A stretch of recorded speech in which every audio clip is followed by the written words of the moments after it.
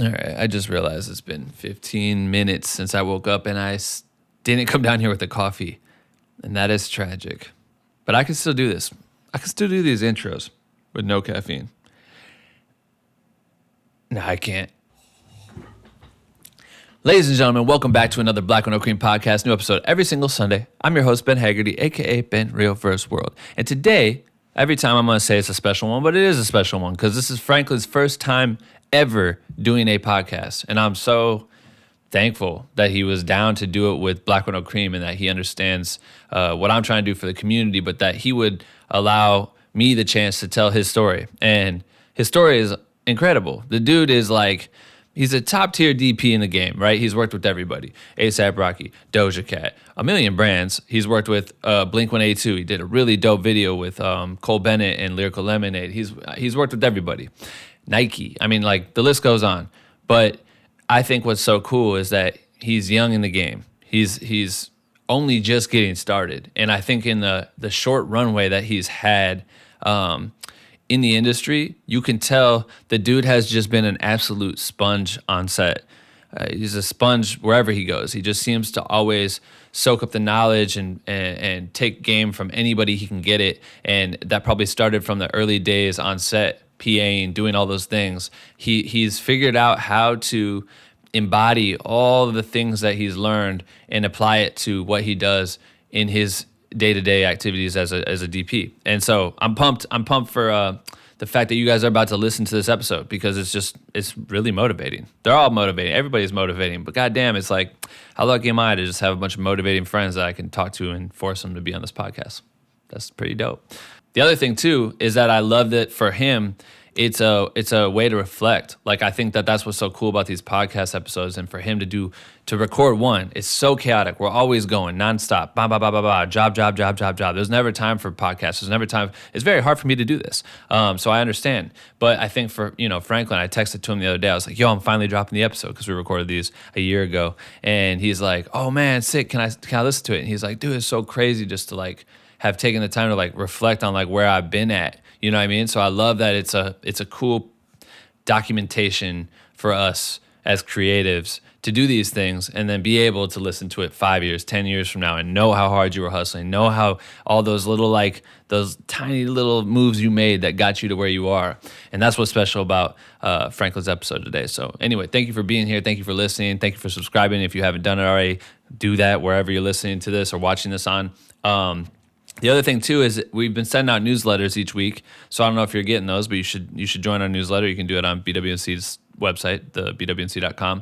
And we're also doing, and Franklin may do this with us, but we've been hosting these live streams in the Black with No Cream community. And it's kind of like, I'm calling it like a book club. Like we're doing like we're basically once a week meeting to discuss what episode came out that week. So you're listening to Franklin's episode right now. Hopefully it's within the first week because we're going to do a live stream in the community. And I think Franklin is going to join us on this if his schedule is available. But we had Rory Kramer on here and we got to talk to him and catch up with him and do a cool Q&A with the community. We're doing Mike Carson's tomorrow. I'm recording this right now. I'm not going to confuse the dates, but we're doing the Mike Carson episode. We're going to dive into that, me and Dave, as a morning roast. So if you want to join any of those live streams in the future, you should do it. The community is there. That's just one cool feature about the community. It's $1 to join for the first month. So come throw a buck at us if you like this podcast. I appreciate it. Check out the community, see if you want to be in it. BWNC.com/join. We would love to have you. Please join. And that's it. I got to fly to New York tomorrow, so I'm going to make sure I get this thing out in time. Thank you for being here. I think we should just jump to the illest podcast set you've ever seen for a creative podcast. All right, let's do it. Ladies and gentlemen, Franklin's in the house. Yeah, boy. Yo, this is like the third day of attempts to get you on the show, and we did it. I appreciate you for having me here. I know it's been a hassle getting me in, but everything's been crazy lately, so I'm glad we're finally able to get it in. No, I'm really hyped that you're on the show, and I know, we were talking about it before, but I think there's so much shit that we're going to hear throughout your journey that people will learn from your come up. But I also know that you probably get hit up all the time because bro, let me just do this first. Work, right? Timberland, Nike, Facebook. What else we got? Mercedes. What else we got? Spotify. What else we got? Grey Goose. What else we got? Snipes. Blink-182, Doja Cat, fucking Roddy Ricch. Like, bro, you shot everybody. And tell me how old you are right now. I just 24. I just turned 24. I just turned 24. There's a lot of people listening that are like scratching their head trying to figure out how you did it. You know what I mean? So I feel like, I don't know, I just get hyped when I get to talk to people, especially you've never done an interview before. So I'm like really appreciative of you sharing the story and being down to get on this podcast, especially like our whole new setup here and whatnot. And I want to dive into it, but I just feel like I got to give you your flowers because 24, bro. When I was 24, I don't know what the fuck I was doing for real. Like, you were fucking crushed it. And I know like the journey hasn't been easy, and I know you've done a lot of shit. So, and we've worked with each other. We did Alicia Keys thing together. Yep. We worked on something for Battlefield that ended up getting canceled just did a lot of prep for a job that ended up not happening. Yeah, but and I love working with you. Like, you're just so thorough, and like you bring the illest team around you, and you've accumulated that. And I questioned it too when I first met you on. I think Andrew Sandler connected us. So when I was around you, I was like, bro, how's this young ass kid fucking got this shit so dialed right now? It's like impressive as fuck. You've been killing it. I just care a lot. Yeah. You know, like everything that comes out that is attached to my name, you know, I'm not the type of DP that's just going to hop on a project for a check. You know, like everything that my name is attached to really needs to embody who I am and needs to be something that I can bring my look to. And at the end of the day, it's like, you know, everybody needs to eat, everybody needs to make money. But I really generally feel, you know, as technical as being a cinematographer is, I really look at myself as an artist. And, you know, the day that I'm no longer here, I want people to look back at my work and really appreciate the art that I made. Damn. Well, I mean, like, I kind of feel like we just got to run it back from the jump, you know? And I want to hear kind of about your childhood and like, because it's funny when I was digging in on shit from you, you know, I found your old YouTube page. Oh, no. You know, I always tell myself I'm going to take that down. Don't take it down because that's the coolest shit. Because what I really was blown away by it, I don't remember if I wrote it down. I was on the plane, so I watched these videos, and you had like maybe it was like a high school dance video or some shit, right? You did like the recap or something. Yeah, like Day in the Life, 2016. Yeah, Day in the Life. But 2016, that's what blew my mind. Like, I started this podcast in 2016. Dude, and that video is funny to me because it's not anything close to what you do now. Yeah. But that's not very far. Like that time period of when you got really going to now isn't that crazy. Like that timeline isn't crazy. And bro, you just shot Blink-182's comeback music video. You know what I mean? I know. Like, I'm getting goosebumps because it's like, I generally feel like, you know, like you're saying 2016, you know, I was in school. I was dreaming about being able to do what I'm doing. And like, I'm still haven't even really taken a step back to realize how my life is moving. It's crazy. But it's like the fact that I can wake up every single day and create art and it doesn't even feel like I'm working, even though I am working multiple times a week, is just like a blessing that, you know, I'm thankful. Like, I can't even put into words how thankful I am. It's literally crazy. If you were to say, I shot this thing like 7 years ago and then I shot this thing yesterday. You know what I mean? Like the difference in quality and the ability of like your foresight and your ability to like really truly make art is nuts. It's funny as fuck because you were back in the day. You had like your little glide cam. You had like a nice little outfit on and shit. Oh, that's back in like my C16 wedding videography days. I loved it. Is that okay? We'll get to that point, but like coming up, tell me like where are you from? Are you from New York? I'm originally from Jersey. So Dominican, firstborn generation. My parents moved here when they were like 16. They had me when they were like 18. First generation born in the States, you know, shout out to all my Latinos, shout out to my Hispanics. You know, so I was born in Jersey. I've kind of always been surrounded by art my entire life. You know, obviously I had the classic, you know, immigrant parents, so they were constantly trying to be like, you know, you need to be a doctor, you need to be a lawyer, or go and play baseball. You know? So it was a constant like sports.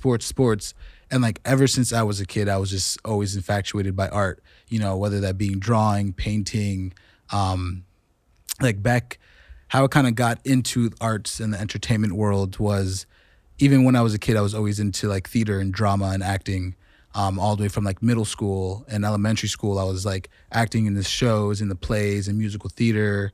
So that was kind of like my real first like introduction to me being like, I really genuinely enjoy, you know, the performance, arts, you know, arts and entertainment, and being able to, what I think really stroked my interest from that was the fact that, you know, and I think it's similar to being on set today, is that when you're doing live theater and live stage, it's like a moment, you know, and you're in a room with people and people can really feel the energy.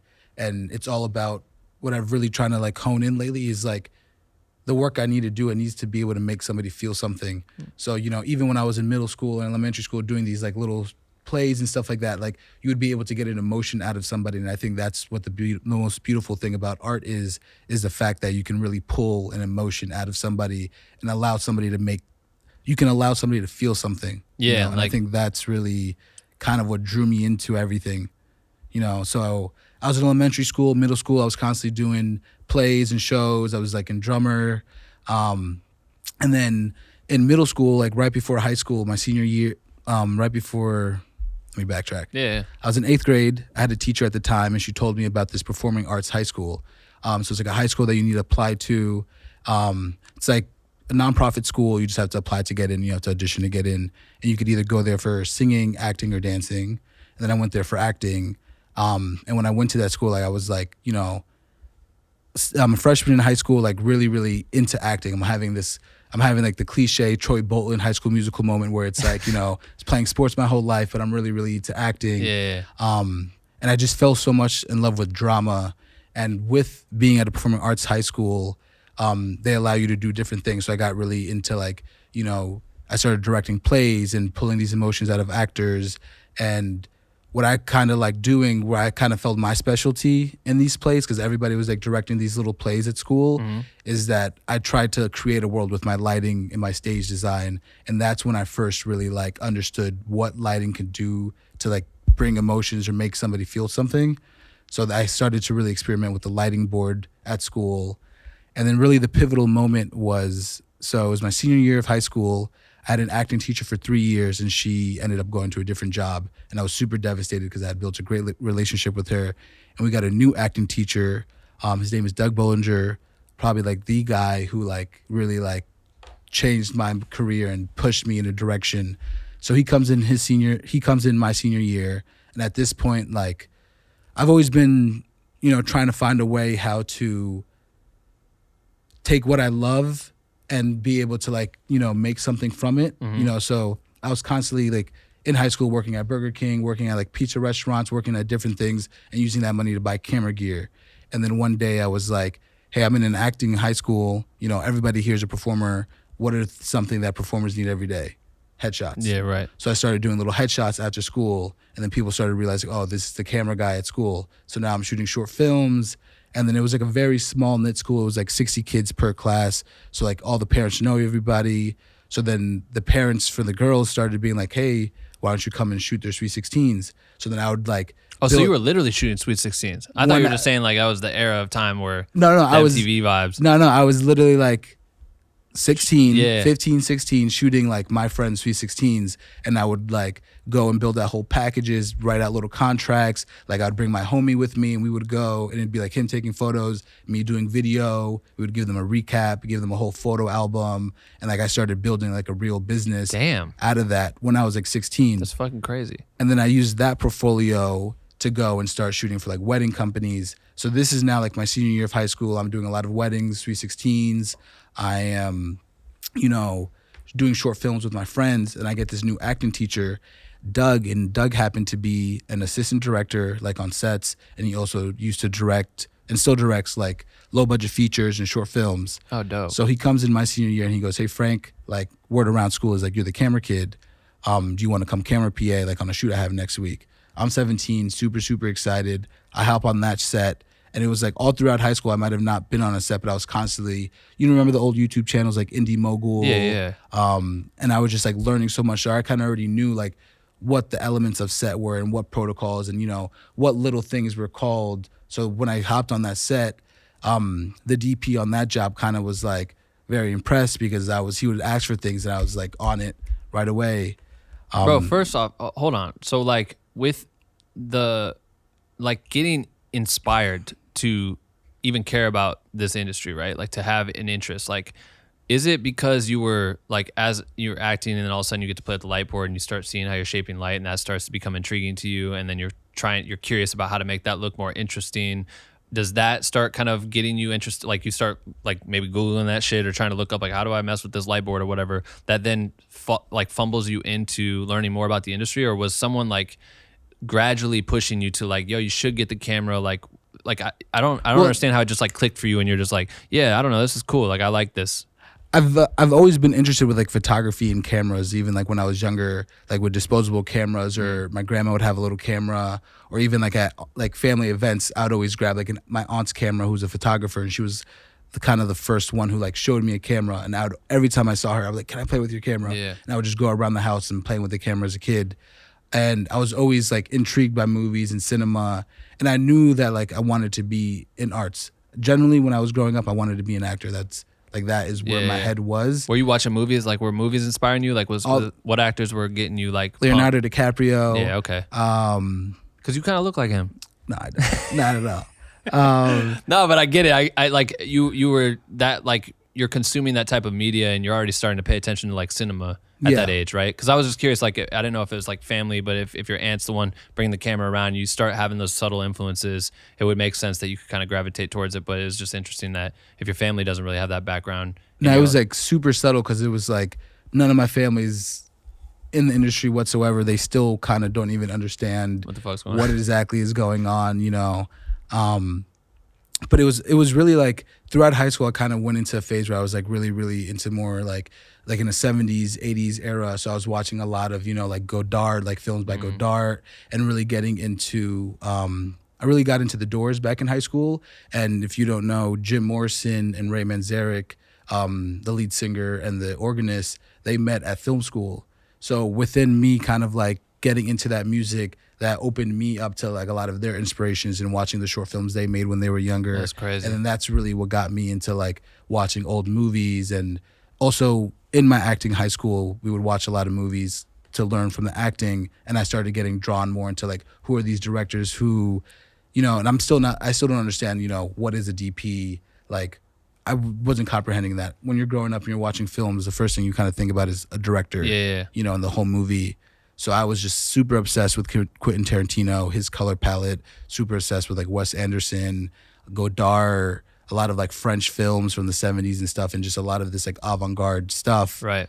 And then that's kind of what drew me into, you know, like being a freshman in high school and working at Burger King and saving up enough money from making, at the time, $7.25 an hour to go and buy a DSLR, a used Canon T3i with the nifty 50 1.8. Yeah. You know? Classic. And that's what like, and then every single day after school, like me and my friends, like we were really living like that, write, shoot, edit. Yeah. You know, regardless of what it was, even if it was just like going out, like we would like press ourselves to every single day after school, come home and shoot. Something. Right. Just trying to figure it out. And even before I actually bought my first camera, I was coming home every single day and just learning everything about settings, shutter speed, ISO, aperture, you know, just everything that you need to know about a camera. And I like really, really taught myself how the science of lighting worked and, you know, how an actual camera works before even having a camera in my hands. So cool. So that once I got a camera, like I forced myself to go straight into manual mode and really just learn the whole process. So fire. So did this teacher that came in, I forgot his name. What'd you say? Doug Bollinger. So when Doug comes in and he brings you to that first set, what was the job? Like, do you remember what that actual job was? Like, it was a short. This your first time being on set, right? First time ever being on a set, other than like some small acting Homie things shit. when I was a kid. Yeah. You know? Oh, okay. This is like the first time me like being part of the crew, being on set. I remember going in like super excited that morning, like wide-eyed, just like eager and ready to learn. And that I think that's really what kind of has gotten me to my point in my career, is just like this eagerness to learn. And I'm still learning every single day, and I still have the exact same eagerness, you know.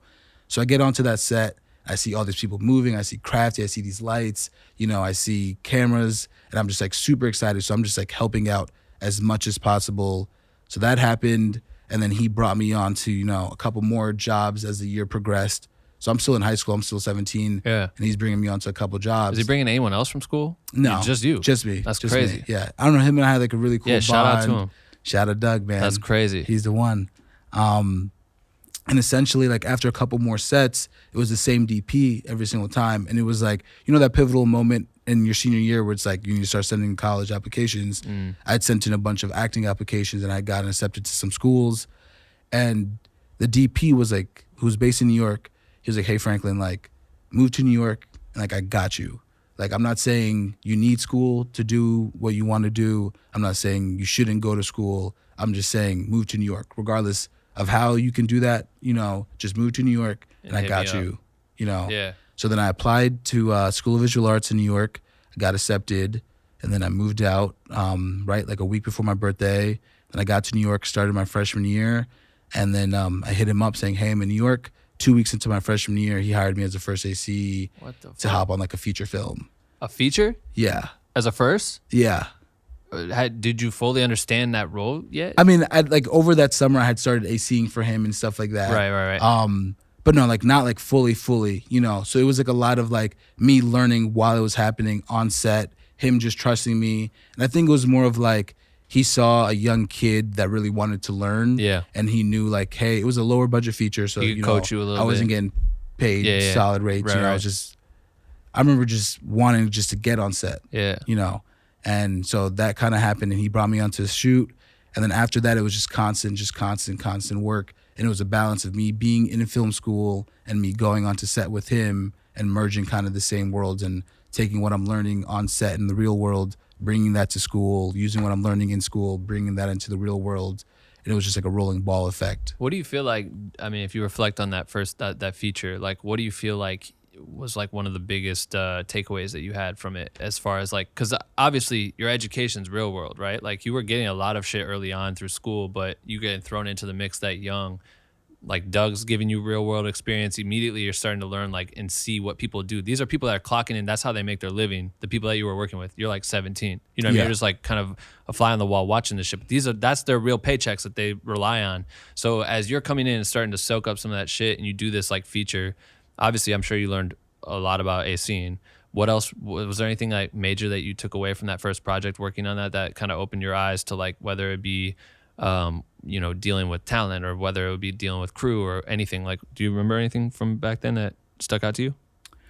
I remember, early on when I was really coming up as an AC and I was doing Genie days and I was also like PAing, like I was just trying, when I was a freshman and sophomore in college, I was just trying to get on every single set possible. Yeah. And the biggest thing that I took away was the fact that I knew if I wanted to become who I wanted to become, I needed to play all these roles.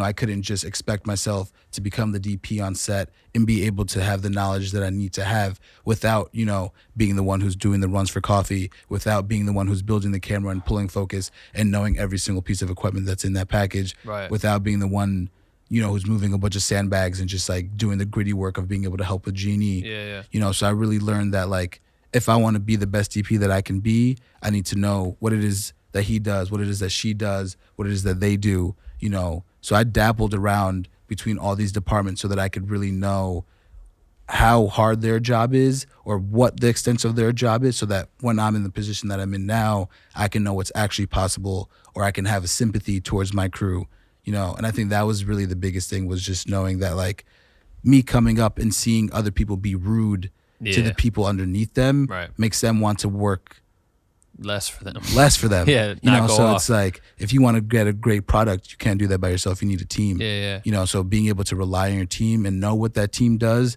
and know how that team feels is really something I took away from that. What I mean, so you're saying you were taking that almost as training, like, okay, cool, if I become a DP, I need to know all these things. So, but when did you realize that you wanted to be a DP? Because even if you go back to like you being 16 and like side hustling, Sweet 16 parties and like shooting that shit, you were like producing, you're directing, you're shooting, you're editing, you're kind of have your hands dabbled in all of it. You're running you created a business out of it. Like, at what point did you realize for yourself that like, or when did you notice what the DP role was and learned what actually it is to be a DP on set? And then that triggered it, be like, yo, that's what I want to be.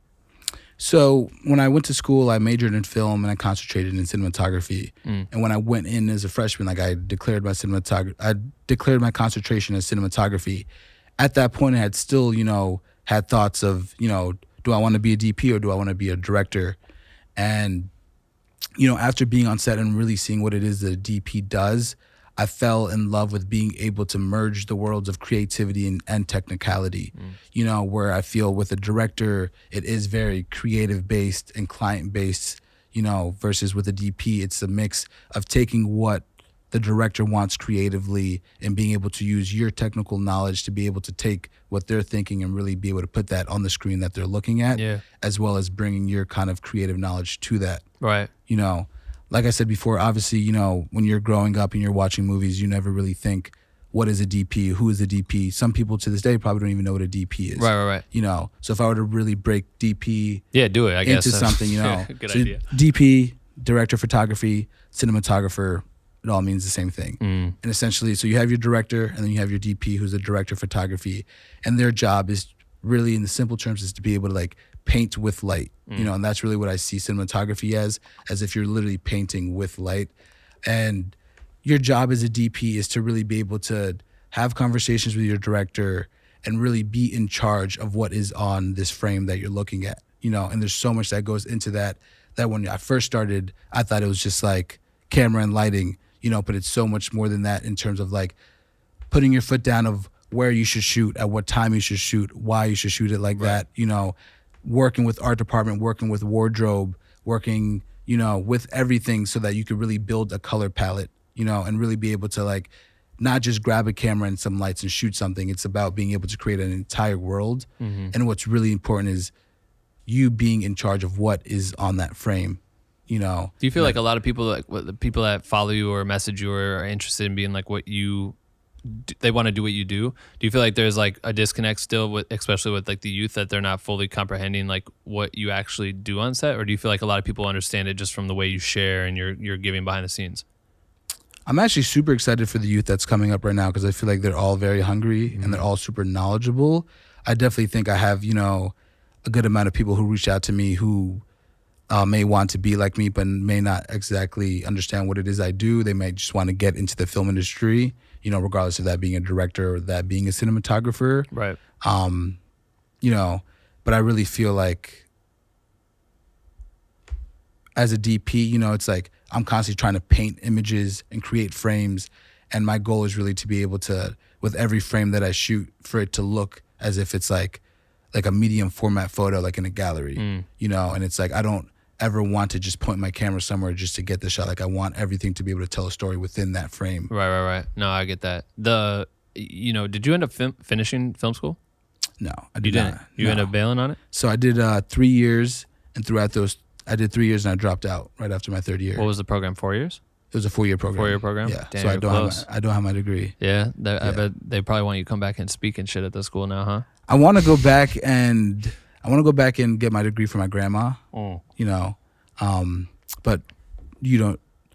Be like, bro, this is it. This is like this is it. It's like at a certain point, it's like you don't need a degree anymore, and it's just about working up the ladder and really just working with relationships and just creating your craft and really just like working up the ranks to get to where you want to get. So do you feel like you picked the idea of going to film school, like that DP that you were working with before, he's like, get to New York, however I'm not saying you do or don't have to go to school, but whatever. You just applied because it sounded like you were just kind of following that trajectory of like, I apply for colleges, you go to college because that's what you do after high school. So you applied for film school. Do you feel like that DP influenced you at all to go to school? And then do you feel like how much value do you feel like you gain from school? Because you to me are the person that's going to like soak that shit dry. You're gonna literally squeeze it dry and get as much as what you can out of something if you have access to it, right? So like I'm assuming when you went to college and you were in those areas, and I feel like you really took advantage of what they were offering or had access to.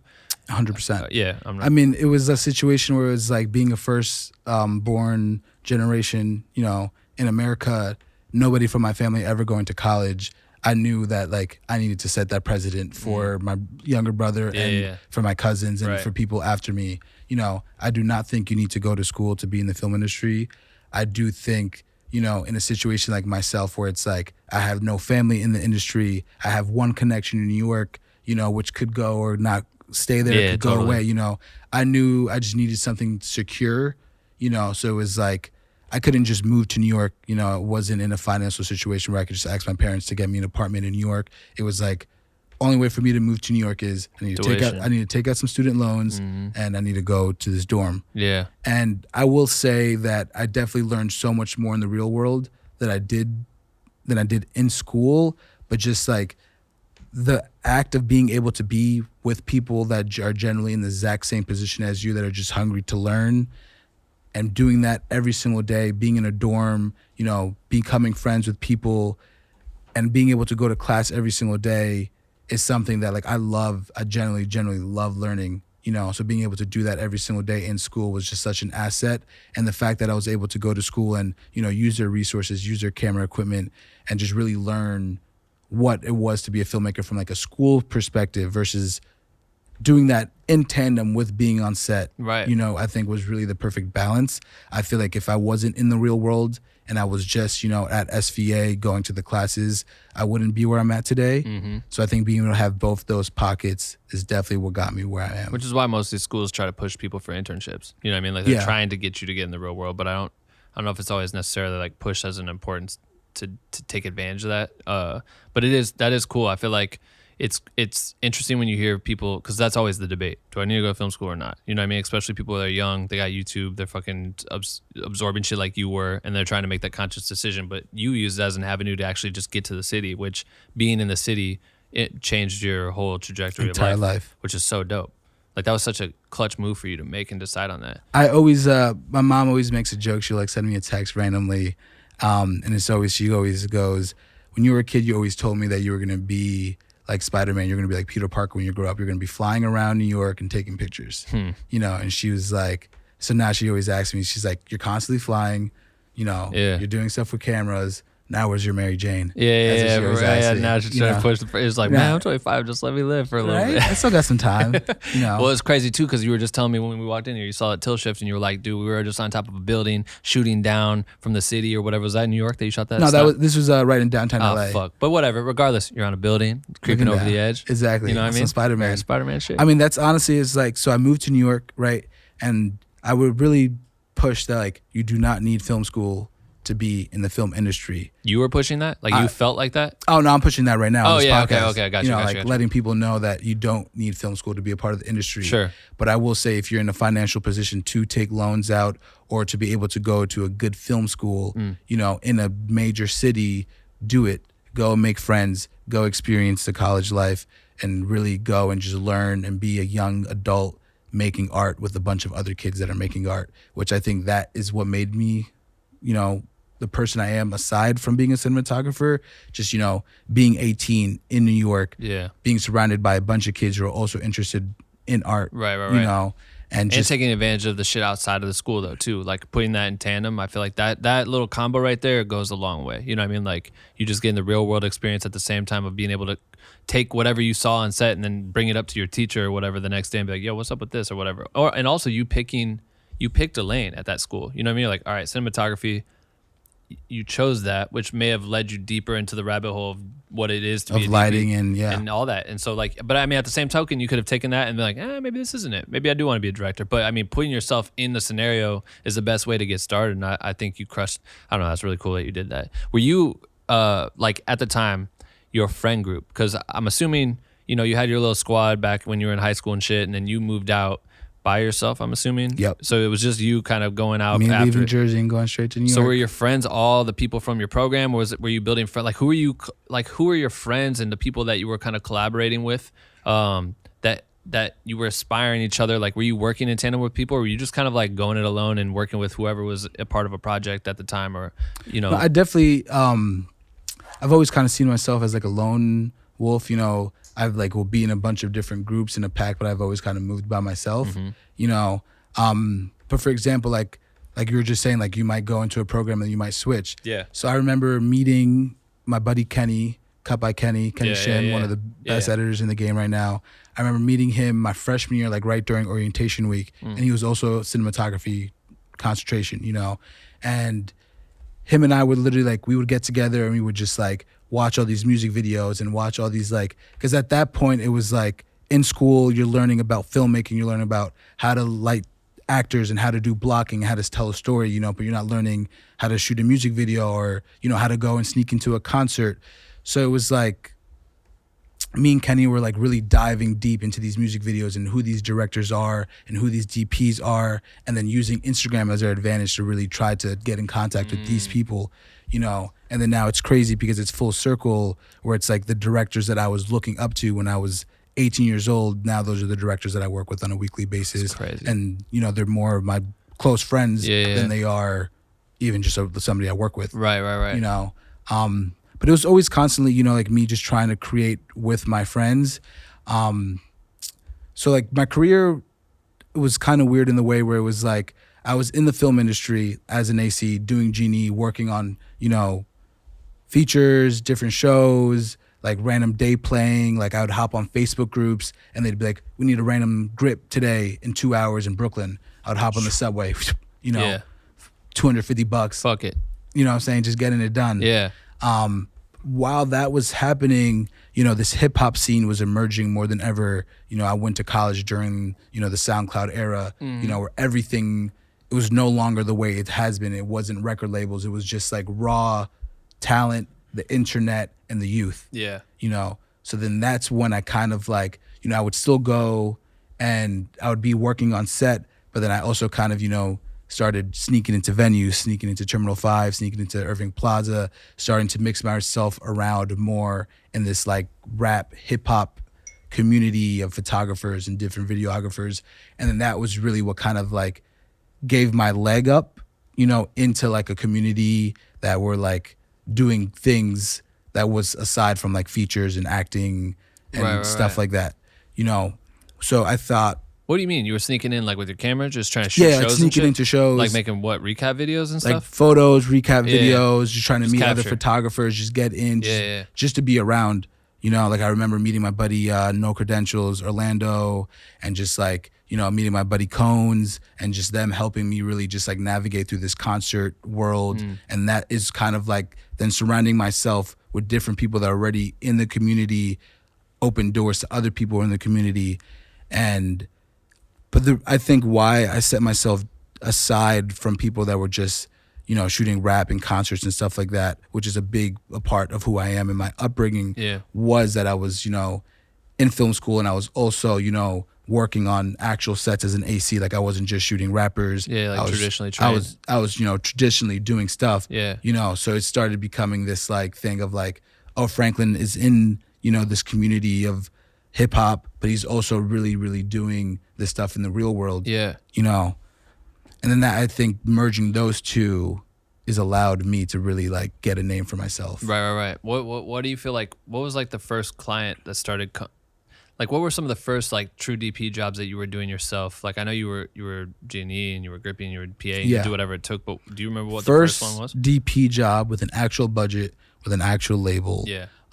Was a Joey Badass video. I don't know if you remember a couple years ago, they started a group called Beast Coast. It was Joey Badass. Was this with Levi? Did Levi direct this? Yeah. I love Joey. So Levi was the guy who really like gave me that first trust. That's crazy. And how the way I met Levi was through my buddy David Wept, and David was like the guy who was like the first one to really like bring me into like that community in the industry. Yeah. And it's all so full circle. It's crazy. It's like my buddy was supposed to go shoot a comedy show for Kid Super, and he couldn't do it because he had to like go and do something. So he calls me and he's like, "Yo, I'm gonna put you in a group chat with this guy named David. He's organizing this just like camera crew to shoot this comedy show for Kid Super." So I was like, "All right, cool." I hop on my skateboard with my camera backpack and skate down through New York, and I get to this show. And then I just shoot the show, made like $100. You know, I met David, I met Kid Super. Little did I know that like I'd be working with these guys forever, for years to come. Yeah. You know, so I did that, and then David kept calling me for other smaller jobs, and he was just constantly just like putting work in my pocket. Like it was getting to the point like 3 times a week. He was just super well connected. Right. He was just giving me all these opportunities.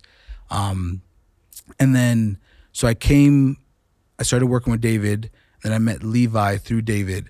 And at the time, David was like, you know how it is when you're first starting with music videos, you're producing, directing, DPing all yourself, you know, because you're still learning about an entire crew. So I was ACing for David, right? And at the time, Levi still hadn't directed like an actual video for Joey. He was just like Joey's day-to-day. Yeah.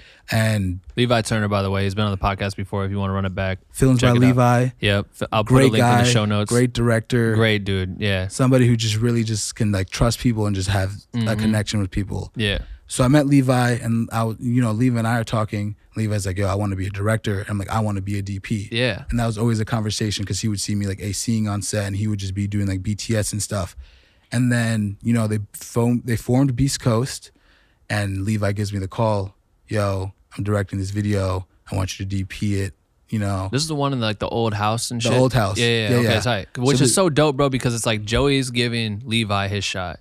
Levi's giving you your shot, and it's all in the same video. You know what I mean? Those are the two things that are happening all simultaneously, which is so sick. And it's insane because it's like, coming up from growing up in the East Coast, being able to, the fact that my first video was with Joey Badass bro. and underachievers, like people that I genuinely, and Flapper Zombies, people that I generally grew up listening to, that being the first, and it also just being artists that are generally really, really humble and really cool people that care about the craft, just made me so much more excited. Yeah. And it was also just great because it was like, on that job, I was able to hire, a Steadicam operator that I was always ACing for, or like a G&E team, like hiring a gaffer and a key grip that like I was their grip, or vice versa. That's fucking tight, man. That's so being able sick. to just bring it full circle is just like that was the moment where I was like, that was the moment I wrapped that shoot. I went home, I took AC out of my Instagram bio and put DP, and I put my foot. Bro, that's so sick.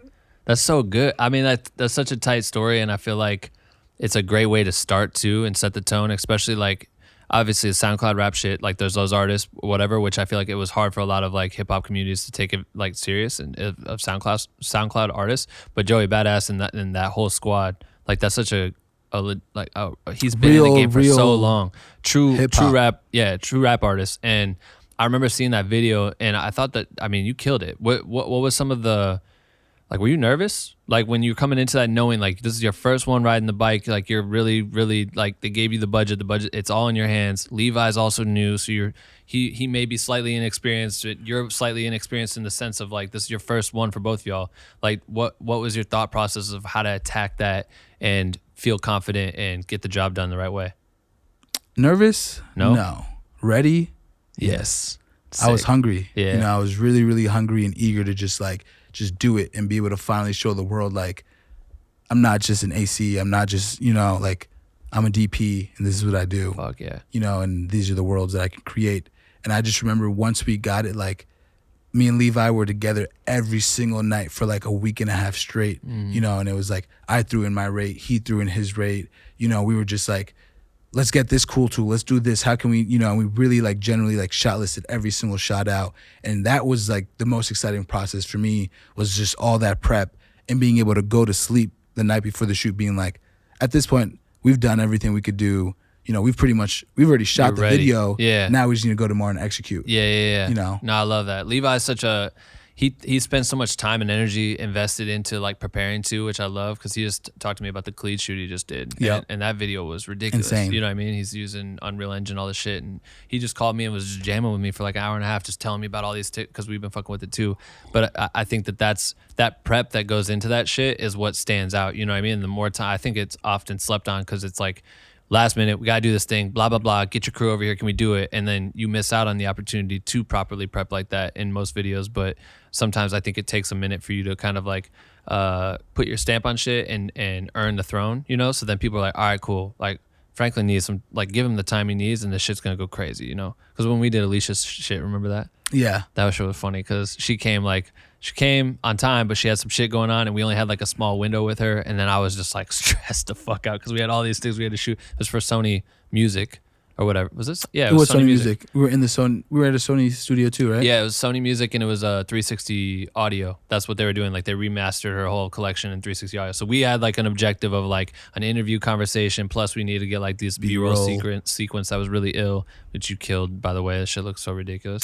That shot where she's fucking jamming with the headphones and shit so much. Like spinning around her. That was a fun job. But I feel like we had some time to prep for that, but then shit happens and like all of a sudden we had like an hour instead of 4 hours or whatever. We have to, make magic with it. And I think your ability to be like on your toes at all times is what makes you stand out. You know what I mean? Like being able to crush that. Anyway, I'm just throwing you flowers real quick. I appreciate that, man. Yeah. You always need to be able to be adjustable. Like you always need to be able to be ready for things to change on the fly. And I think that's why filmmaking is such an interesting art form, because it really is one of those art forms that you literally have a limited amount of time. It's like with a painting, you could paint something, put it down, come back 2 weeks later. With this, it's really like you have 12 hours. Right. That's it. Yeah. And it's like a time crunch to be able to make like the fact that you have to make art within a certain time frame and also take curveballs and adjust to them in the moment. Like you need to just put emotions aside. You need to put stress aside and just really just be there in the moment and realize that like you need to just take things like this and be able to react to them. Yeah. You know? And the teamwork makes the dream work. Like in those cases, like everyone's important, you know what I mean? And being able to like make people feel appreciated too, like you said earlier, goes a long way when you're asking for the fucking world with very little resources in a pinch, you know what I mean? And people will go above and beyond, but when people act like assholes, it's the exact opposite response, like every time. When you you do that first video, I mean, hella people were sharing the shit out of that, but did you find yourself, did that start getting into like, okay, music video world is where I'm going to head? Or what was your goal originally as you started to find yourself like, all right, cool, I took AC out my bio, now I'm a DP, I want to DP more. Was it like, I want to DP more music videos? Like what was like your immediate goal? Was it just like, let me just get work? I've always kind of had like a 10-year plan for myself, you know, and I always knew what the end goal is. Mm-hmm. And I knew that I wouldn't be able to just like I'm a DP today, I'm going to go shoot a movie tomorrow. Yeah. You know, so I knew, and I feel like for a lot of people, it is also the similar, like, you know, you get into this industry through music videos because it's pretty easy to get in the industry through music videos just based on relationships, connections, and politics. Right. You know, so using that to be able to build my portfolio, build my reel, you know, and then using music videos as like a stepping stone, because with music videos, it's like you can just be so creative and do whatever you want with the camera and lighting, that I was able to use that to be able to build like my commercial looks off of and do cool stuff that could relate into a commercial world. Mm-hmm. That then ended up with me starting to get, you know, like one commercial job, and then that one commercial job leading to another, and then it being now, you know, a couple years later where it's like I'm doing like one music video every other month, and it's everything else is really just commercials. Right. You know. Was that part of the 10-year plan? You knew you kind of wanted to pivot to commercials? Yeah, so it was like I knew I was making my right paths and strides in the industry, you know, really becoming genuine friends with people, and I would really want to just like put my emphasis on that. It's not about who's the best. It's generally is about who you are as a person and the relationships and the friendships that you can allow yourself to make with people. Yeah. You know, like I want to share a little story. Like first time I ever came to LA, right? I came out here with my buddy David to shoot a G Perico Buddy Powers Pleasant video. Right. Shout out to Powers. I love that guy. Yeah, great guy, great energy. Yeah. And it was dope because it was like, you know, Powers is mixed in with those guys in New York, and then coming to LA for the first time, that being the first video I worked on in LA, first time in LA. I land in LA, I see my buddy Jane P and Mike Koziel post on their story like, hey, I need a first AC that can load and pull on film and has a passport. This is at the point where I'm like, I don't want an AC anymore, you know, but I've been following Jane P for years, been following Mike for years, you know, and they're very two pivotal people in the industry, you know. So it was like 4 a.m.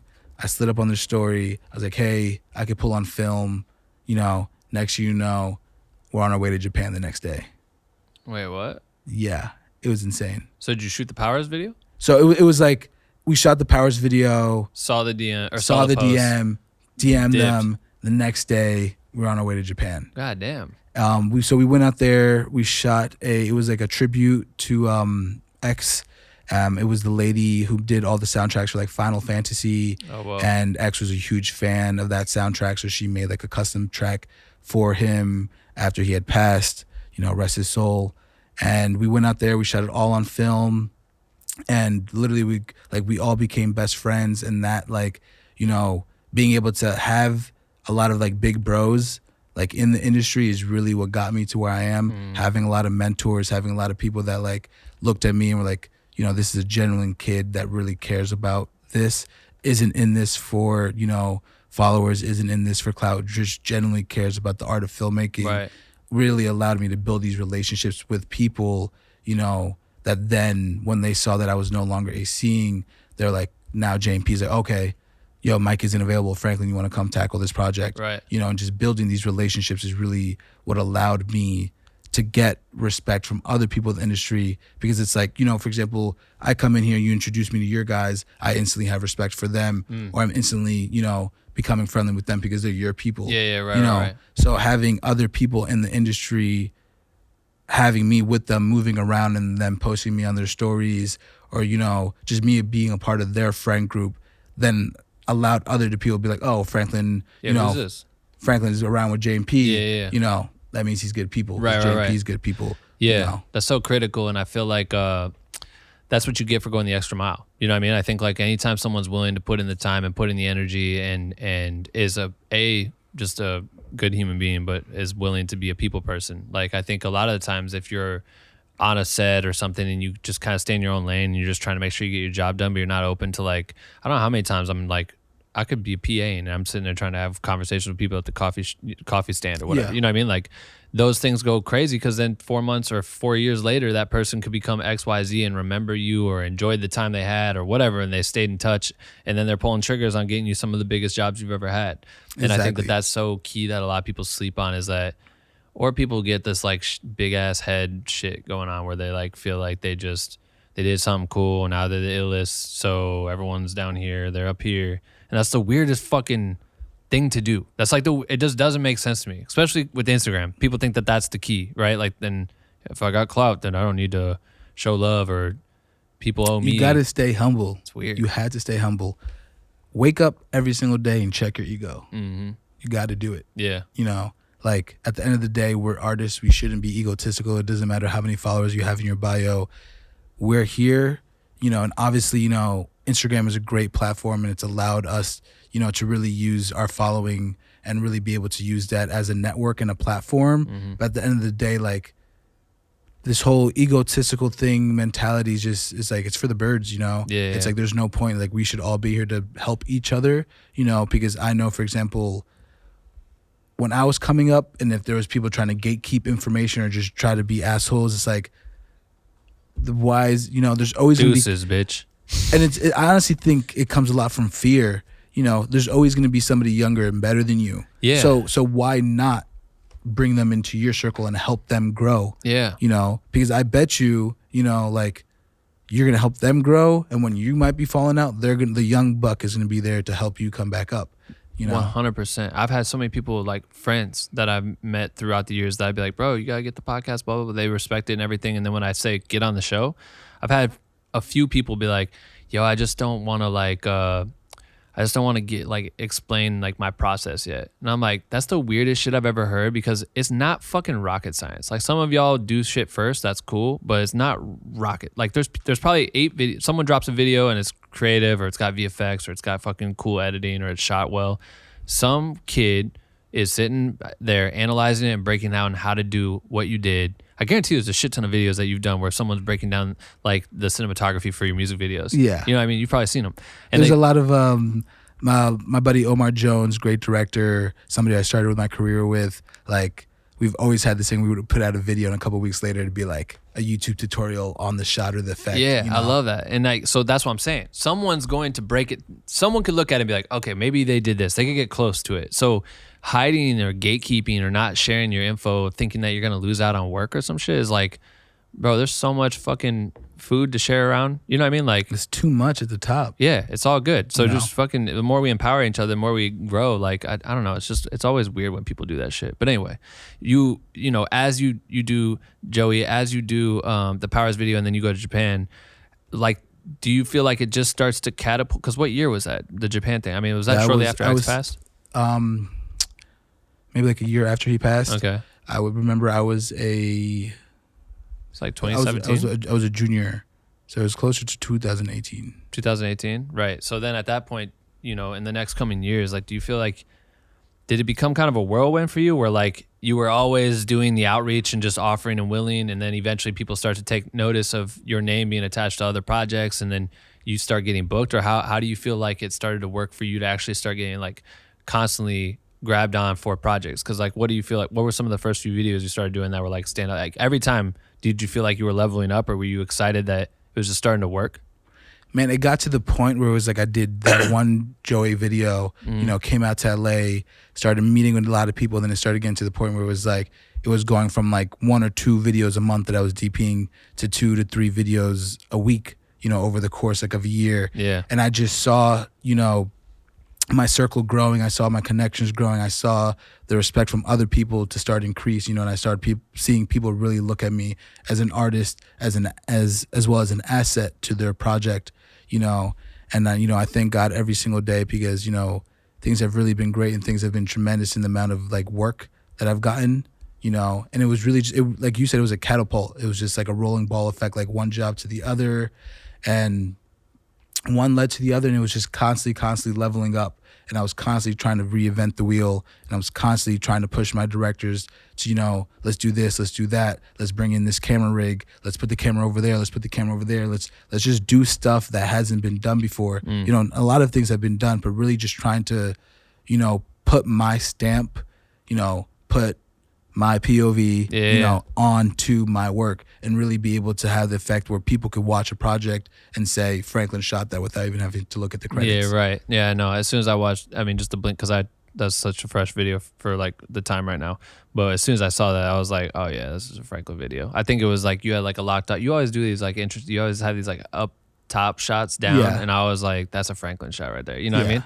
I think when you were getting into that groove of it actually starting to take off. What were like some of the standout videos that you were really proud of at that time, or like, I don't know, because bro, you gotta think that's crazy. You're in Jersey, you just are kind of going with the flow on your own, and I'm all still of a sudden, going with the flow. Still going with the flow, but like at that time, so young and shit, and all of a sudden it's just triggers are getting pulled, and all of a sudden you're with this talent you probably look up to, like Joey, and then there's other artists I'm sure you've worked with at the time where you're just like, were you in awe, or was it just so chaotic that you weren't even taking the time to like truly see like how crazy it was that you were getting involved in these projects?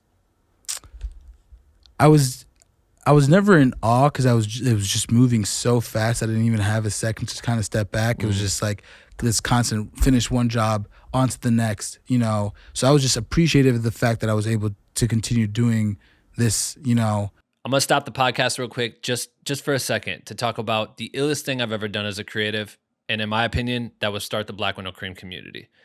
Creating like an online place for creatives of all walks of life, whether you're just getting started or you've been doing this for 25 years, for everyone to be able to come into a safe space and connect with each other has just been so motivating. I see people share their ideas, provide tips and tricks. They're offering job opportunities if people are getting hired. They're connecting. They're building friendships, like real authentic friendships, by just being in this creative space together. It's such a cutthroat industry, and I feel like we're always just pitted to be against each other or to try to flex on each other all the time on social media and stuff. But this is not that. It's the exact opposite. The walls are down. We're all just with each other, like as if we were in some massive coffee shop, just shooting the shit.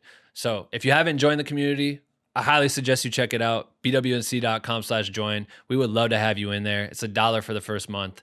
Come and say hi. We'll see you in the community. All right, let's get back to this podcast episode. Project wise, in terms of like what kind of really picked off after that, I'm trying to like think in my head because it's been so long. Right.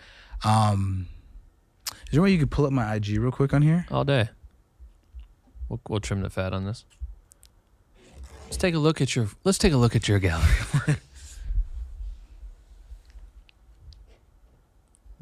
Every still is so sick. We got some great. All right. This is like circa 2018. Yeah, and this is now like going up.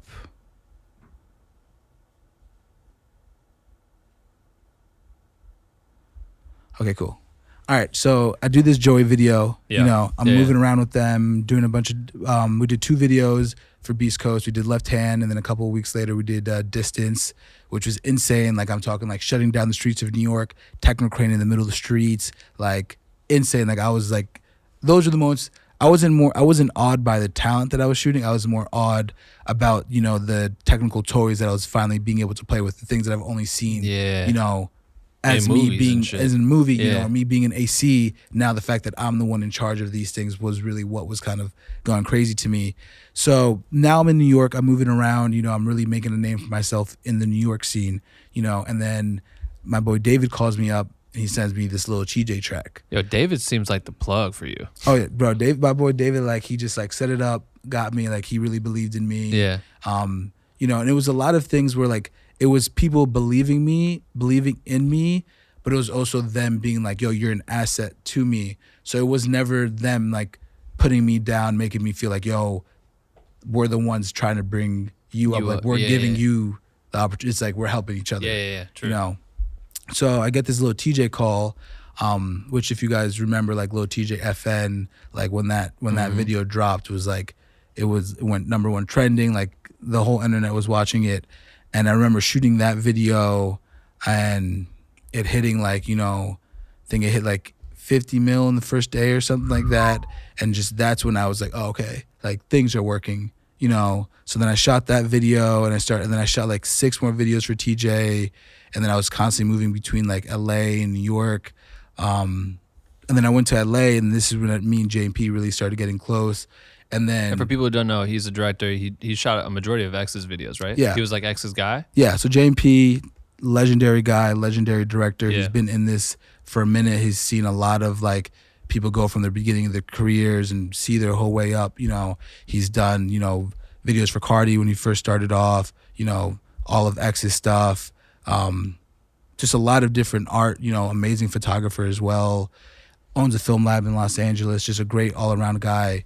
So him and I go and we do this Noah Cyrus video, which was like, I was so excited for it because like I was saying before, I was planning this trajectory for myself. Like I knew I'm not trying to be, you know, as much as I love rap and hip hop, I'm not trying to be immersed in this rap and hip hop world forever. Right. So I used this Noah Cyrus video. I was like, okay, it's a different type of music.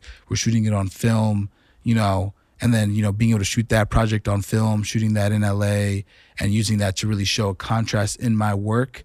And that being like one of the first female artists that I shot, that job opened up a lot of, you know, doors as well. Kodak reposted it, you know, so it started opening a lot more doors for female artists and different types of talents and different types of videos that aren't just, you know, hip hop and rappers. Right.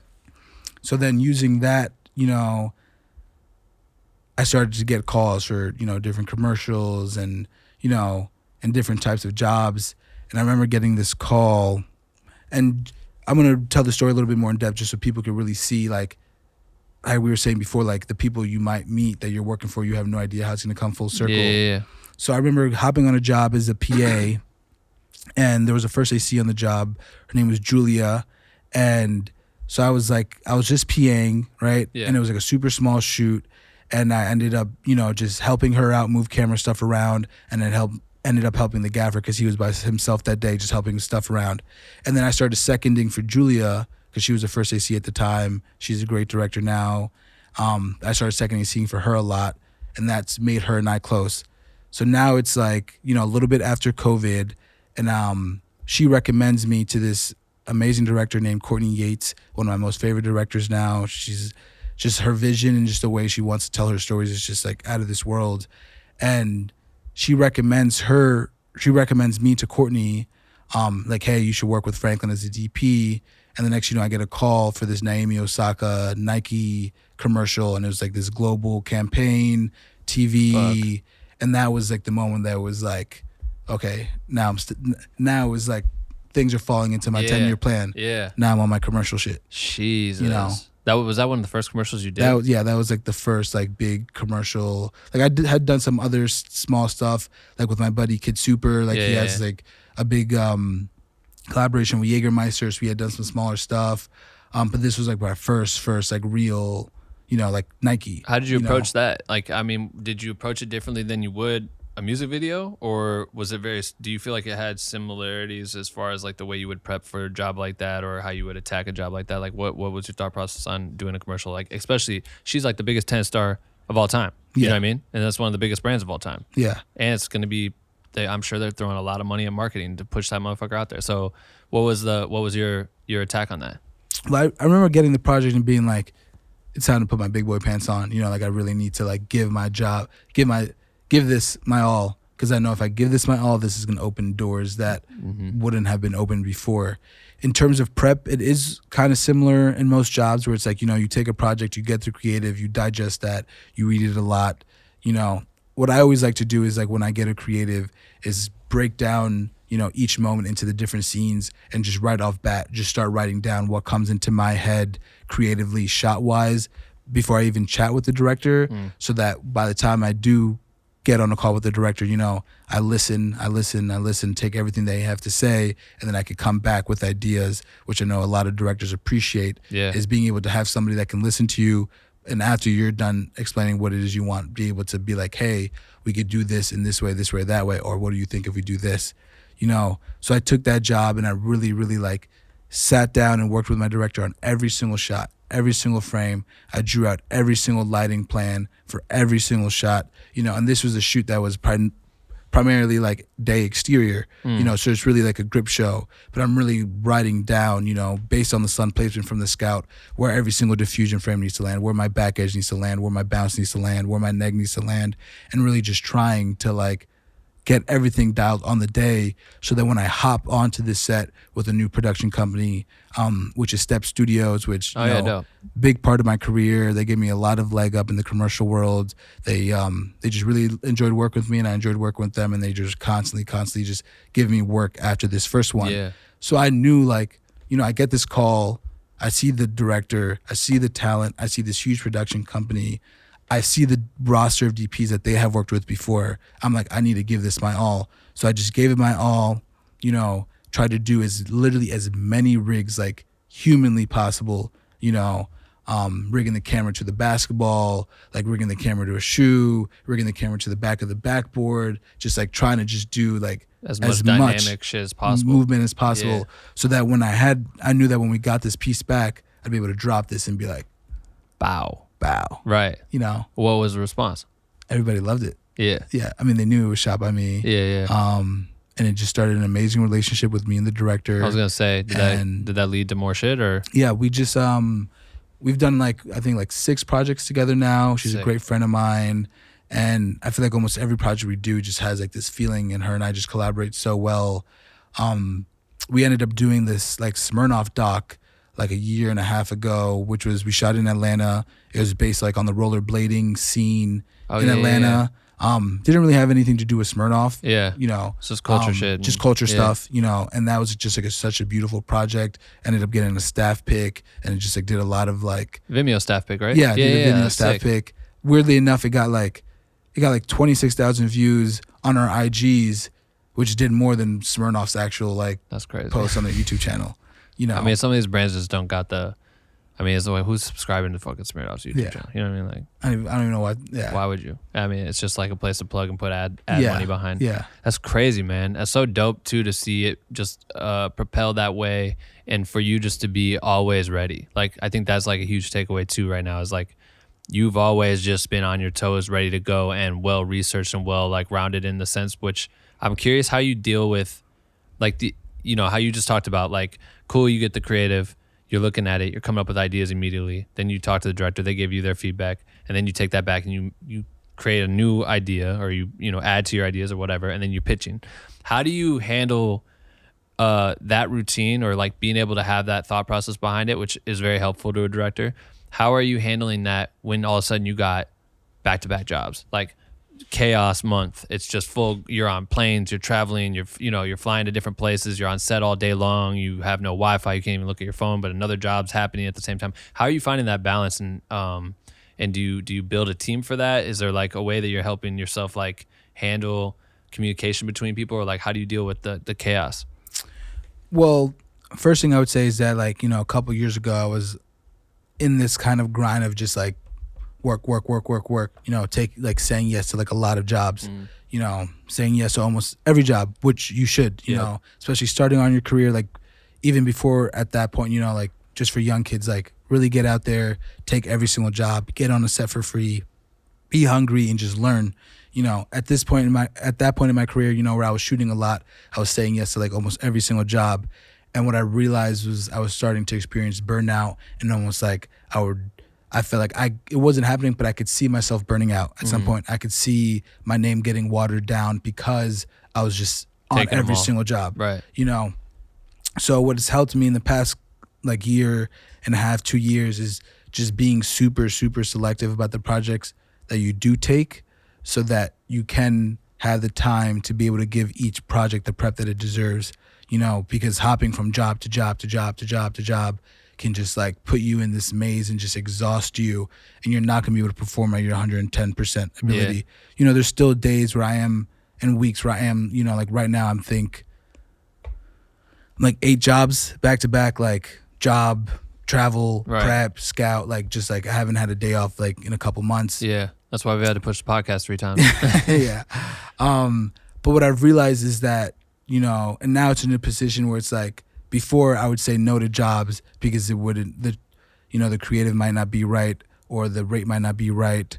And now it's almost hard for me to say no to jobs because it's like now it's like all the people I work with are my friends. And the creatives are always most likely great. Rates are most likely great. You know what I mean? So yeah, it's going to be tough. So what has kind of made the prep process easier is, one, finding a solid team, like finding your go-tos, having a great gaffer that's your go-to, a great key grip that's your go-to, your great first AC.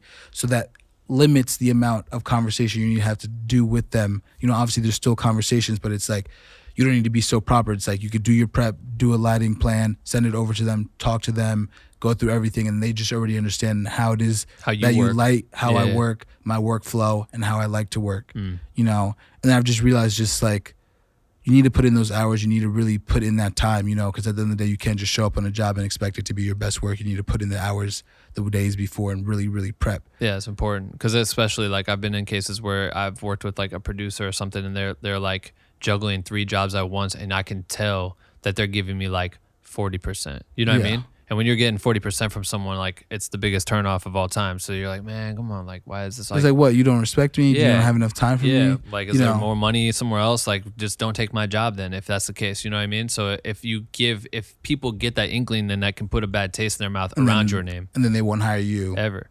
And so that's what I've realized. You need to like, you can't look at a day rate as that one day. You need to look at what can it bring. So it's like you saying yes to one job because technically you can fit it in your schedule may end up with you losing money in the end versus the potential you can get. So like say you hit me up and you're asking me for my availability on Thursday. You're like, yo, we don't even need to scout, we could just shoot on Thursday, but I'm booked Monday, Tuesday, Wednesday, and Friday and Saturday. Right. Technically, yes, I can do the job, but I'm going to be burnt out. Yeah. I'm going to be fried. It's not healthy. So you're probably going to end up respecting me more if I am like, yo, Ben, I would love to work with you. I love working with you, but I can't give you the prep that you deserve. Right. People are going to respect that tenfold versus you like being like, yeah, I got you, and being frazzled and not being able to give them the time that they actually deserve. Yeah. No, I love that. I think it's when you work with directors, what do you feel like, especially for like aspiring directors, right? What do you love the most from a director? Like from you, as far as communication, whether it's like, mood boards, what are you looking for that makes you feel like you get the most from them to do your job the best that you can do? Number one is confidence, and it's the real confidence. It's not like acting like you know your shit, because if you don't, that's okay. Just be open, and ask for opinions. Like, don't come in with this hot head that you know everything if you don't. But if you do know what you're doing, that confidence is just going to go into me, which will then go into the rest of my crew. Being able to have accurate mood boards, be able to really like assemble your team and really be like, Franklin, I want you to work with my production designer and have a conversation with wardrobe, and this is the color palette that I'm looking for, so that my lighting can coexist with the color palette of the set, can coexist with the color palette of the wardrobe. Somebody who really knows what their story is and what they want to tell and how they want to tell it. But somebody who's also is open to ideas, somebody who is also open to push the envelope, and somebody that is ready to like experiment. Yeah, that's fire. If you're looking back on your body of work at this point, what do you feel has been one of the most like memorable experiences? Whether it be like just the trip, like a trip to go do a job, or it is the job itself, or like if you wanted to pat yourself on the back for like your favorite video you've created so far. Is it the tennis commercial? Is it a music video? Like, what do you feel like makes you feel proud of your work? I'll name drop a couple. I'll start back a bit. Yeah. Me and my buddy Omar directed, I DP'd, my buddy David produced. We did this music video a couple years ago for Zilla Kami and So Smoola from City Morgue. It was featuring Denzel Curry. And I remember that video, like, we all threw in our rates because we wanted to build an upside down room where talent appeared to be upside down. Okay, word. And I remember I left that shoot, and that was the day that I realized what my look was. Like, I lit it super, super moodily. Like, you know, the director sent me references of like the super dirty, moody, abandoned house. And I just went like super moody with the lighting. And that's when I left that day and being like, this is my look. That's tight. So I love that video because I have a feeling attached to that. Yeah. And that video went crazy. And I was happy that I was like, I found my look, you know. In terms of like trip wise, man, I would say it was last year. I went to Italy with Gunna and my homie Spike, one of my best friends, big bro, amazing directors, directed a bunch of things for Future, Nav, Gunna, Meek Mill. Just a really, really stand-up guy. I met him as a PA, funny enough. That's crazy. I met him as a PA when I was 18 years old.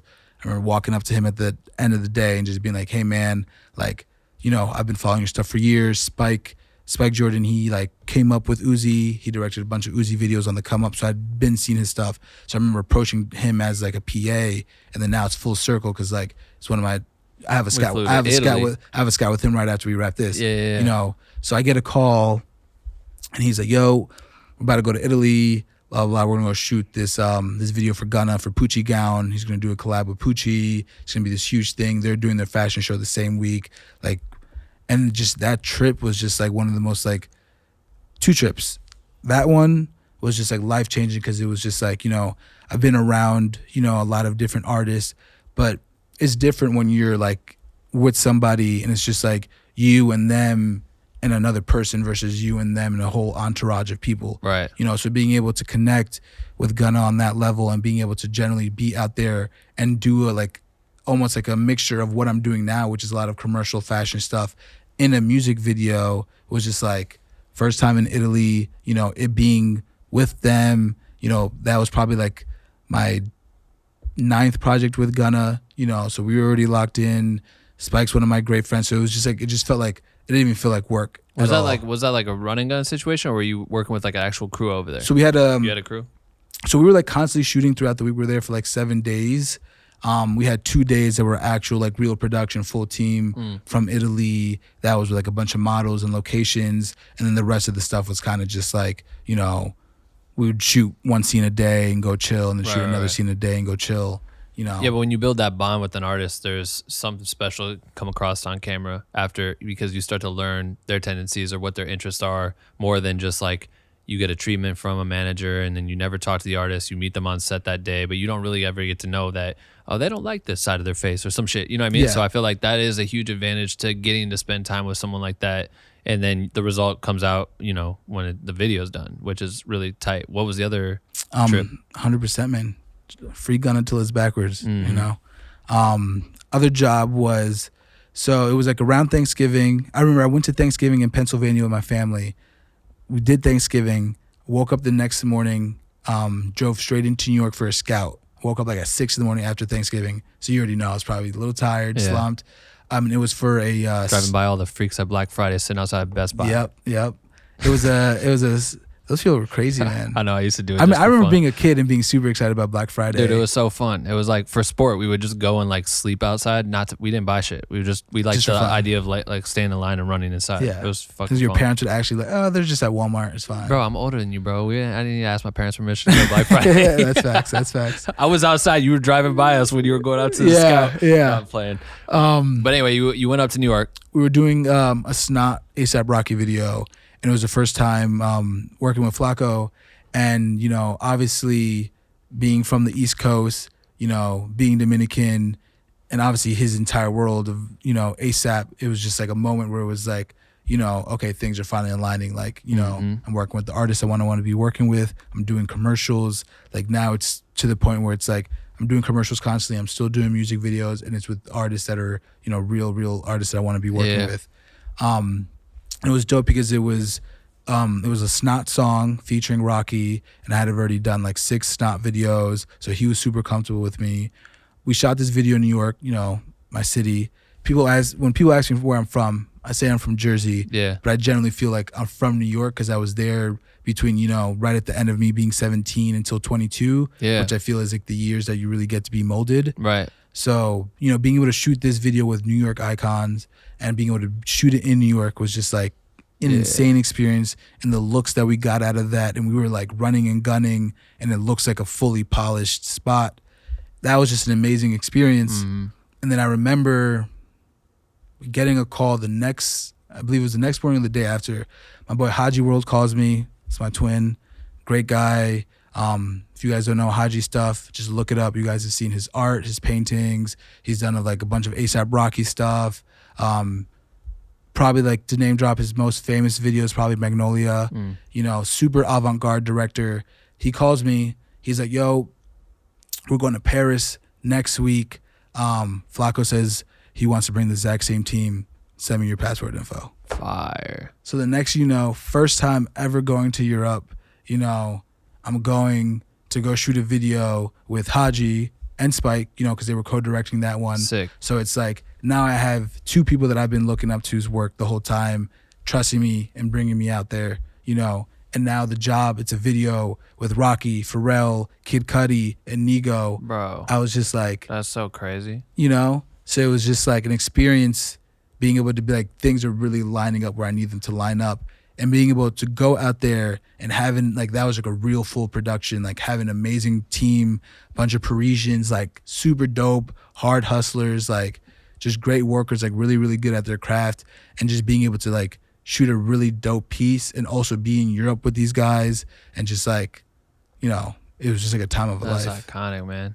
I'm so glad I asked that question. That's so fucking tight. That's crazy. I mean, that's what's so funny about this shit is there's no way to plan for I mean, you can have a roadmap and you can have your goals, but there's no way to know what's coming. And out of nowhere, you be getting the text, and then you're on a plane going across the fucking world, you know, and shooting with some people that you've been looking up to forever. And I think that's what's inspiring about your story is like, it's just constantly evolving and growing, and it's exciting to watch that shit from afar. Like me just watching it, even just through Instagram alone, it's like crazy to watch. I feel like one thing that you were talking about earlier was, and I think for aspiring DPs and my mom listening, when you define your look as a DP, like go into detail on like what that actually is. Like when you were looking for, you felt like you found your look. What does that mean for a DP to have their look or their style? Like what is that to you, and why is that important? 100%. You know, so cinematography is like a very broad thing in terms of like different looks and different ways to style your cinematography, you know, and you could go on Instagram right now or, you know, look at websites and see the range of different cinematographers' looks, you know. So coming up, I'll be looking up to these, you know, these big DPs, looking up to Todd Martin, looking up to Patrick Golan, you know, and seeing the work that they were creating, seeing the way that they were really, you know, like shooting these things, you know, looking up to Christopher Ripley and being like, these guys all have their defined looks, you know, and I'm kind of just hopping from job to job and just making, you know, adjusting to each job, you know, versus people coming to me per project for the look that is mine. You know, there was a moment in my career where I wasn't getting, you know, like commercials, or I wasn't getting female videos because I was lighting everything super, super moody. I was shooting just a bunch of guys. Everything was just super, super moody. So I was like, okay, I'm going to change up my look, right? Because that shit might, when you think about it from a female perspective, like the lighting on being very moody and shit, it might not look as good as it could on a female artist, giving them the beauty that they need and all those things, like, because it's just a different way of lighting. Exactly. And it's like when a director or production company is looking to hire a DP, you know, a lot of things are done today off of just websites and Instagram quickly, you know, just scrolling up and being like, okay, we're shooting Nicki Minaj today. I want to look at a DP's Instagram who's all girls and they're all being frontally beauty lit. You know, shooting Megan Thee Stallion. Yeah. This is the look we're going for. Right. Or I'm shooting, you know, like this other super moody video, you know, I want to go with this DP. Yeah. So I changed my look and I started going in more of like a high key commercial pop look. Started shooting a lot of females, started shooting a lot of like random commercials, not even like the cool ones, just like, just like product stuff, and going for a very bright high key look. And then I remember getting put up for like a really big job and then being like, Franklin's work isn't moody enough. So I was like, it was a moment in my career. I was like, wait, so a year ago my work wasn't bright enough and now my work isn't moody enough. Yeah. So then that's why I've kind of landed in this like Beauty Moody world, which I think has really kind of transpired into my work in commercials and music videos across. It's just like, going for this like heightened reality. I like lighting my things generally how things would really look in real life, and just heightening them in terms of like color temperature and just the quality of the light, and really being able to just have those levels, and just really to any aspiring DP, like, I don't know if it's just me, but everywhere I go, I'm thinking like as if I'm set. I'm constantly thinking about, how would I light the scene, or just looking with my eyes at the natural lighting that's actually happening in an environment. When you're going to go get your coffee, when you're walking on the street, when you're in a bodega, anywhere you are, like look at how light is affecting somebody's skin. When you're sitting down in a restaurant, somebody, just look with your eyes and see how natural qualities of light are hitting people. And then that will really allow you to build a world off of lighting. Because at the end of the day, when you watch like a real movie or a real TV show, things are obviously lit, but they don't look lit. Right. Yeah. No, I love that. So that's kind of like when I fell into my look. It was like, I'm not taking jobs anymore that's like, a girl and I need to light her beautifully lit.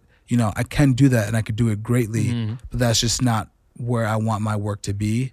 It's so fucking annoying too when it's like, oh, it's not moody enough. And it's like, bro, I can go moody.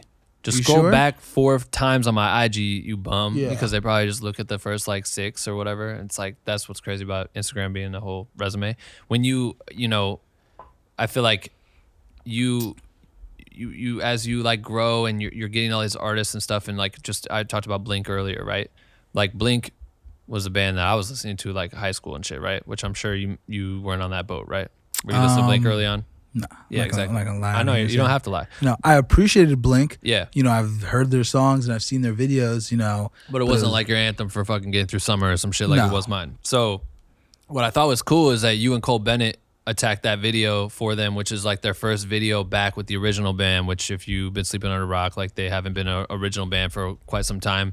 And they just announced that they're doing this big ass tour and a world tour. And that was their first video. I don't remember the name of the video. Edging? Yeah.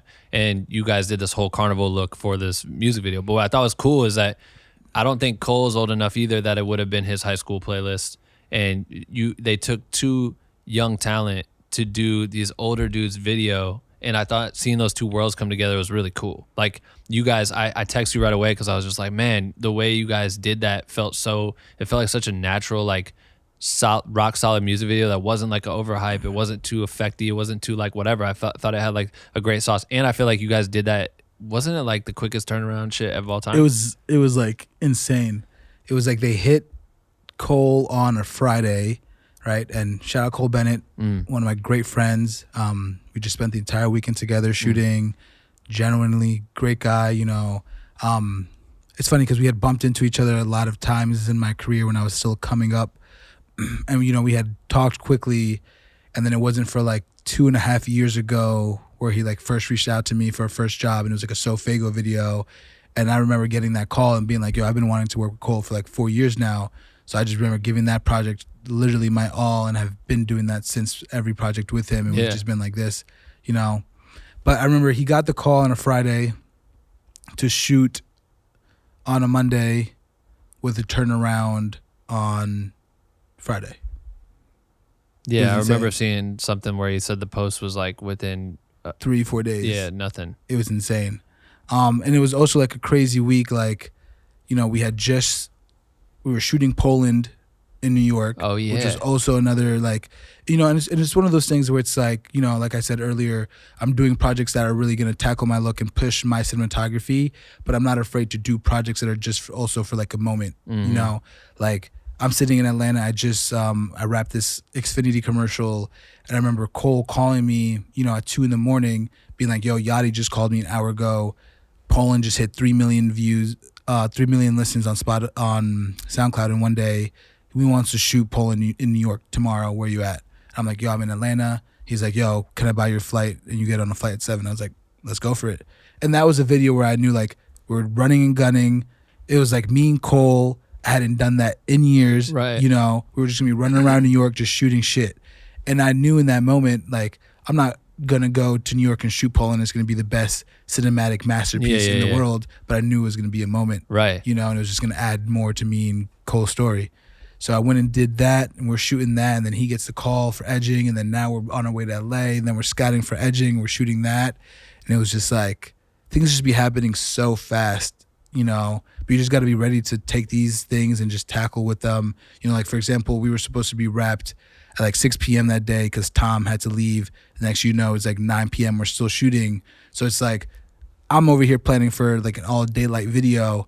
Now I'm over here lighting for a full nighttime circus scene, like just straight off, like out of my ass, just like, you know, as things are going, the sun is setting. Now I'm calling out cues to my team, yo, let's land this 2K over there. Let's do this, you know, and just trying to just like, you know, a lot of people are divas and a lot of people, you know, think that like you're the most important person. Like, we're here all to make one thing together. So you need to really just be able to be ready to just adapt and just take things on the fly and adjust, you know, and I think that's what makes a good cinematographer, is to be able to take things in the moment, process it really quickly and respond, you know. Yeah, I love that. This coffee throat is fucking real right now. My bad. I feel like what, you know, it's been this crazy short journey for you. And you've worked with so many legendary folks, like from the talent side to production side, you know, and you've gotten lucky enough to get in those doors, but I feel like also you deserve it. You know what I mean? Like, you've been finger on the pulse the whole time, which is so cool to watch and witness from afar. So, I mean, congrats, bro. Like, you've really been having a crazy career. And I'm glad that we got to do this because it's like time stamping. I know you said you had your 10-year roadmap from when you got started. Like, I don't know what year you are on right now, but I'm hoping that 5 years from now, you're able to reflect on this, be like, oh, that's crazy. Like, that's the position I was in now, and look where I'm at here. And so much shit's changed. It's going to change by 2 months from now. Before the year's over, you're probably going to have a wild ass fucking end of the year. End of the year is always crazy. The stories never stop, but I really appreciate you being able to share this with the community and giving back and being willing to give back. Because we talked about it, like, people DM you, and it's tough to truly give like some detailed information about some of the processes and the way you deal with certain shit and being able to deal with this pressure. And I think that this is gonna be super insightful. Of course, man. Thank you for having me. Yeah. You know, a community like this, I think, is super helpful. You know, I wish I had a community like this when I was coming up in the industry. And the fact that you're doing the opposite of gatekeeping, which a lot of people do in this industry, I think is super important for the youth. You know, and me, you know, I'm 24, I'm still part of the youth, you know, and just seeing all these young kids and seeing how hungry they are just really inspires me for the future, because I can see myself in a lot of these kids, you know, and I just really want everybody to know that, like, you know, if I can do this, you know, Dominican kid from New Jersey with no connections in this industry, you know, with parents who, you know, are not, you know, financially there. If I could get to where I'm at and I'm nowhere near where I want to be or where I will be, then literally anybody can do it. Sick, bro. You know? Hell yeah. They, I know, I feel like we're ending it. I want you to, if there's anything else you want to say, but I also have this way, a certain way I end it. Do you have anything else you want to add to this shit? You said so much fucking great information, tons of stuff I already want to clip. Are there clip. any key points that I haven't? I don't know. I don't think so. I feel like you covered a lot of ground. I mean, we could talk for days, but I know you got a scout too. I would just say, you know, at the end of the day, take these things seriously and take your career seriously. But at the end of the day, you need to realize that this is art, you know, and this is really, really an emotional based form of art, you know, and at the end of the day, like, really follow your instincts and really lead with your heart in terms of the way you craft your stuff, the way you communicate with people, and the way you talk to people, you know, and just really just like, you never know who anybody could be in this industry. And, you know, it doesn't matter if you're a PA, doesn't matter if you're the executive producer, you need to treat everybody with the same kindness. And, you know, just go for it. Just follow your dreams, and, you know, don't be afraid to be weird. Yeah. You know, don't be afraid to be different. You know, don't be afraid to, you know, not conform to the constructs of this industry, you know, and really for, like, you know, any kids that really, really have no way to get into this, and especially for like, my Latinx community and any kids, any POC kids, like, this industry is tough, and there's not a lot of us in this industry. And I just want to make it known that like, we can do this as well as anybody else, and we should really, really just like, we all need to be a big community and we all need to help each other, Facts. The thing that you said that I think a lot of people need to remember is like, how many times throughout this interview did you talk about you putting your rate into the video? You know what I mean? And when it comes to art, like that's how much you care about your image. And you will literally sacrifice the paycheck, which could make it harder to pay rent one month or whatever early on and all this shit. But you do it because you cared so much about building the standard of your image. And I think that that's a lot of people sleep on that. A lot of people won't take jobs because they don't, the bag's not big enough or whatever it may be. But your